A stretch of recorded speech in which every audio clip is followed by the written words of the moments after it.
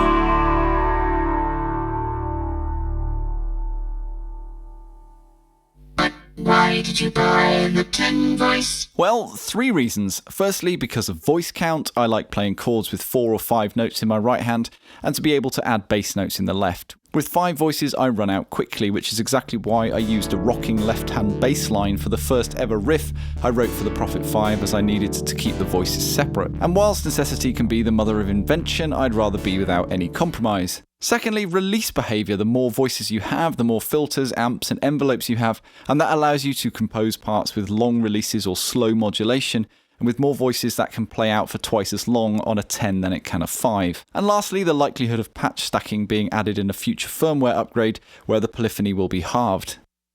So the Rev 4 has all the features of the original, but there's been some choice updates, and they've been very refrained and tasteful about that. Firstly, you can edit the number of voices in unison mode from 1 to 10, and there's 8 degrees of detune. Now that was something that was a drawback of the original Prophet, so this is a great update. Here's 4 voices stacked with a middling amount of detune.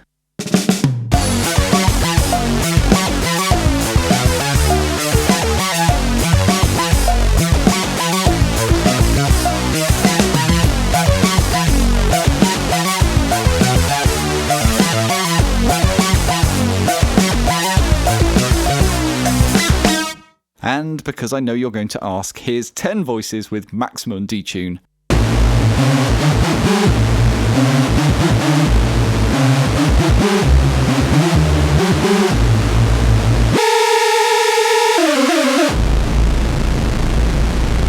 A bit overkill, but it's cool to be able to go that far. Next up, there's Chord Memory. Hold a chord and hit unison, and voila.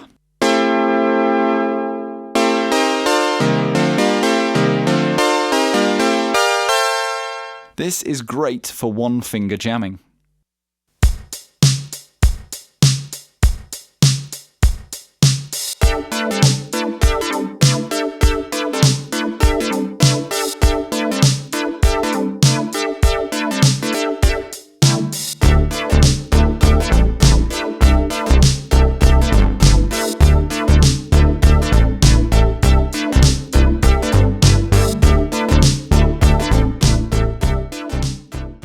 Next up are 2 filters. There's a Curtis 3320 filter like the original Rev 3's had, but also a Dave Rossum designed 2140 SSI filter that mirrors the SSM 2040 he designed for the original Rev 1 and 2.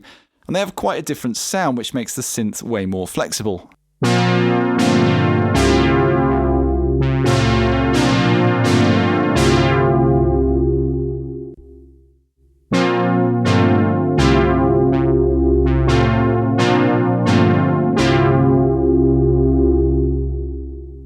Next is a vintage knob that moves between Rev 4 down to Rev 1.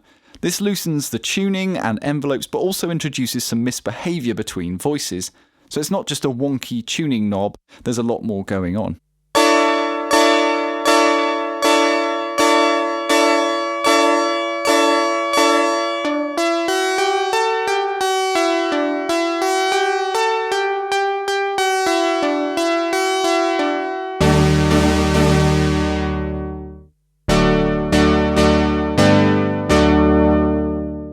So far I'm finding that it's useful for knocking a patch slightly out of kilter to give it some randomness, but a lot of the time I just like the sound of the Rev 4, and you can always introduce some detune to oscillator B anyway. On the far side where the cassette buttons used to be are switches for velocity control of the filter and amp, and aftertouch for filter cutoff and LFO modulation.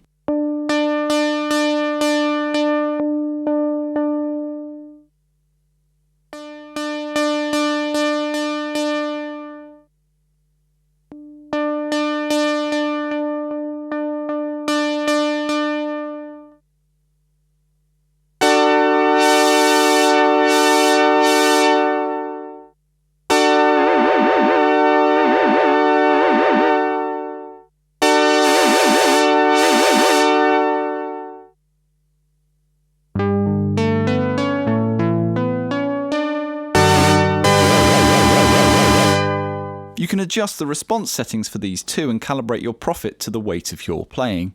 There's also now proper MIDI, USB, 200 user programs and 200 factory banks, which all improve on the original.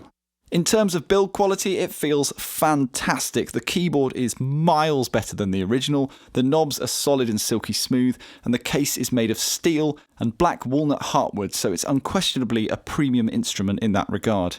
Now I've got more videos planned for this beauty, including a comparison with an original Rev 3, but for now, thank you to Sequential, and thank you very much for watching.